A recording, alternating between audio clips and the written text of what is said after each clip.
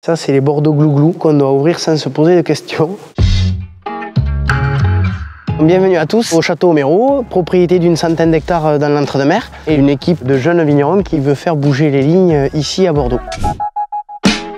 L'idée des monocépages, c'est en fonction d'un cépage et d'un terroir, d'avoir un profil de vin avec une identité forte qui peut coller à différents moments de consommation, à différents types de clientèle. Le métier de viticulteur, c'est un métier d'agriculteur, donc notre métier de base, c'est de travailler la terre.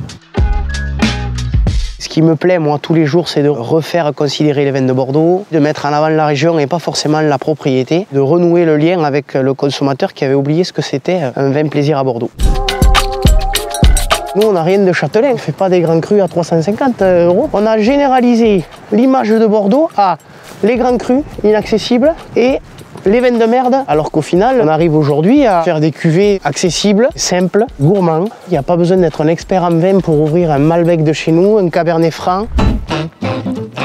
Le vigneron de demain, ce sera quelqu'un qui saura mettre en avant au juste prix la qualité de son travail et de ses collègues, capable de s'adapter vite pour coller avec ce que le consommateur cherche.